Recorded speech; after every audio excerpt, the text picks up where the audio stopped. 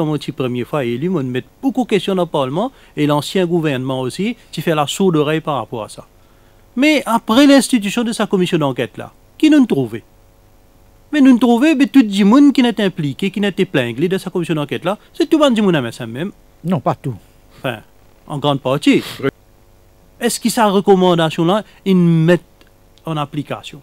C'est pour cela qu'aujourd'hui, dans mes 20 mesures prioritaires du MMM, second item qui figure là-dedans, c'est la mise en œuvre des recommandations de la commission de Lam Chandlin. Parce qu'il est extrêmement important. Nous ne sommes pas capables de faire une commission d'enquête, après nous gardons un tiroir.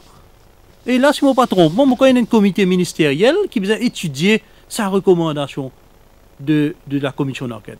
Mais nous tout connaissons quand nous avons un comité qui est arrivé, ça. Si on a envie de tout un projet, tout un rapport, mais nous avons un comité.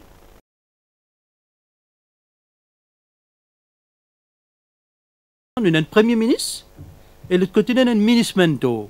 Premier ministre pense en la police. Et c'est le ministre mentor qui en change la police. Et le travail là fait à deux. Premier ministre mentor change la police, mais c'est moi quand il y a une parade pour la police, c'est le premier ministre qui est allé. Alors que le ministre mentor qui aurait dû aller. Et ça dysfonctionnement là, la tête de l'État, finalement beaucoup de mauvais résultats. Par exemple, quand nous mettons une question au Parlement, avec tout le respect qu'il nous a pour ça, nous diagnostic pour cela, mais il n'est pas capable de répondre à une question pertinente, une question qu'il a nation puis attendre pour gagner une réponse. Proposer, c'est une police reform commission. C'est une police reform commission que bizarre revoir le fonctionnement de la police en elle-même, revoir le bien-être des policiers, welfare de la police. Vous prenez l'exemple, la station Albert Combi. Il est dans l'état délabré, fatigué, mais de questions de Parlement. Moi, je suis là-bas, je trouve un policier qui l'état de travail, un état de délabrement pas capable d'accepter. Il y a un moustique qui a un chikungunya capable de tout être malade dans une station de la police. Je revois l'environnement dans lequel la police travaille. Il n'y a aucune transparence par rapport à la promotion, par rapport à un examen qui va la police faire. Il n'y a aucune transparence. Et la liste n'est publiée et il y a beaucoup d'anecdotes. Et pas juste ce gouvernement-là, même gouvernement avant.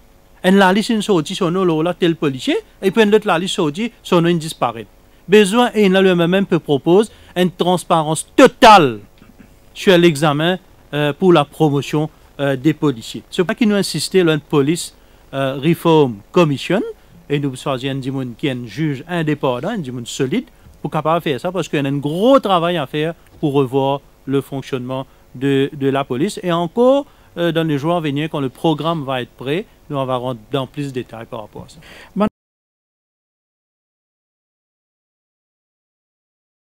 Le MMM, c'est le seul parti qui aucun soban député, avocat député, n'a aucun cas qui se prend à la cour en ce qui concerne le trafic en la drogue. Le MMM, c'est le seul parti qui est interdit. Et ça, c'est une fierté qui nous trouve la différence entre le MMM et les autres partis. Merci à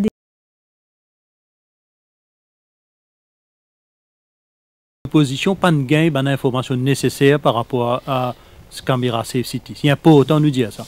Par rapport à son allocation, son contrat, pas fini, il n'y a aucune transparence, 19 milliards de la monnaie publique, tout le temps une cassette derrière un règlement, si pas contrat, une clause confidentielle, etc.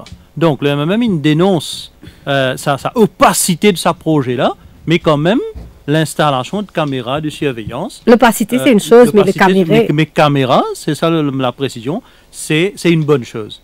Aujourd'hui, nous prenons un cadre légal. Nous prenons un cadre légal, prenons la loi qui nous votait dans le Parlement par rapport à l'utilisation des caméras de Safe City. Nous ne connaissons pas qui s'en a pour accès à des données du caméra de Safe City. Nous n'avons rien par rapport à Data Protection Act. Nous sommes d'accord avec le projet. Nous sommes d'accord avec le projet.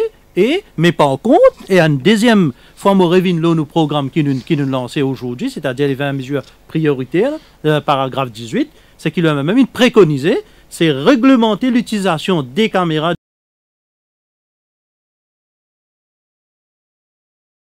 Parce qu'il me dit, là, et dans l'enquête, nous trouvons une lenteur extraordinaire, mais dans l'enquête, nous trouvons expéditif.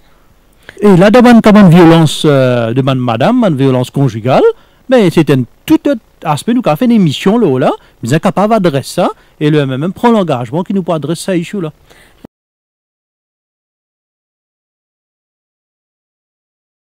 Un item qui nous pas abordé, mais vous prenez le mot de la fin, c'est la sécurité routière, qui est quand même liée à l'eau and order. Pour nous, au MMM, pour nous capables de combattre le rallye illégal, parce qu'il nous fait trop d'accidents que nous trouvons quantité de jeunes, ils perdent la vie, pour nous capables de combattre le rallye illégal, ils arrivent là pour dans ce pays-là, pour qu'il y ait une infrastructure qui promouvoit le sport mécanique. Le gouvernement besoin mettre à la disposition des bonnes fédérations un terrain avec son infrastructure pour les sabannes qui comptent motocyclette, l'auto, vitesse, etc. Pratique ce sport-là dans le cadre légal et le MMM prend l'engagement de ça item-là une fois au gouvernement.